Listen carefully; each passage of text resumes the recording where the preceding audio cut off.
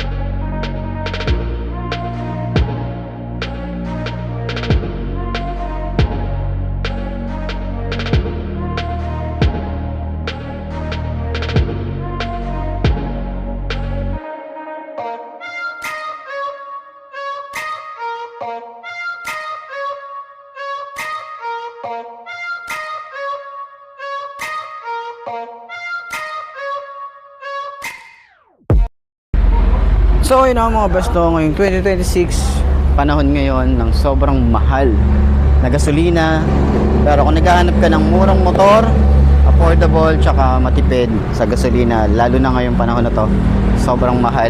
Okay, kung nandito ka sa panahon na to at nanonood ka ngayong araw na to at nararanasan mo yung mabigat na pagtaas ng gasolina, pero gusto mo pa rin magmotor, eto yung solusyon para doon. Pero yun na nga, ayan, 125cc ng Fashion Fi. Okay, ito yung Rusi Fashion Fi. Okay, so sa lahat ng mga naghahanap ng ganitong motorcycle, available po sila. Marami silang available ngayon dito. Ilang unit ba ang meron dito? Ayan, meron silang mga 3 unit dito na available, kulay white. So upuan natin. Okay, so maganda rin naman yung itsura nung kanyang headlight. Okay, maangas pa rin talaga yung headlight na ito, para siyang click na 125 din. So dalawa na yung option natin dito sa Fashion. Meron silang carb type na ito. Kung hindi ka masyadong mahilig sa Fi, meron silang carb type, okay, ng Fashion. Ito naman Fi. So sa design, same pa rin naman sila. And then sa specs, ang pinagkaiba lang talaga nila is Fi to carb and carb to Fi. Yun lang naman yung pinagkaiba nila. Para yan, tingnan nyo naman yung tsura natin dito. Okay, napaka-compact lang din ito. So ayan, hindi naman tayo masyadong hirap dito. Okay, nakakapag dito sa motorcycle nito, hindi tayo sobrang tingkayad. Okay, lapat tayo rito. Ayan. Okay, ayan. So sa turning radius nya, may space pa tayo rito na konti. Tapos sa legroom natin dito, meron din tayong konting space pa sa shock nya rito. Ayan, rate natin yung shock nya nasa 7 out of 10. Yun yung para sa akin lang naman. Okay, sa likod, ayun, malambot nasa 7.5 out of 10. Ayan, malambot siya. Naka-analog type tayo rito sa kanyang panel gauge. Okay, meron din tayo rito, wala pa rin pala tong USB charging port. So sana yun, magkaroon ng charging port dito para sa long ride. Tapos mga gamit natin, makapag-charge tayo rito. Yun yung isa sa pwede nating i-upgrade para dito. Okay, OBR natin, yung upuan, malambot naman yung upuan niya. Pati dito sa rider, malambot yung upuan. Maganda rin naman yung foam na ginamit dito. So yan, so sa tingin nyo, sulit nga ba ang ganitong motorcycle ngayon 2026? Dahil nga masyado na tayong masyado na tayong lubog, no, pagdating sa gasolina.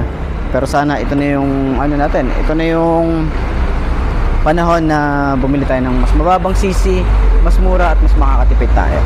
So ayan, sa tingin nyo, Sulit nga ba? Comment nyo naman yan. Okay? And, comment nyo na lang din. And, kontakin nyo na lang ako kung gusto nyo kumuha ng mga motorcycle para at least ma-assist ko kayo sa mga gusto nyong motor. Okay? Ayos na ayos yan. Center stand natin.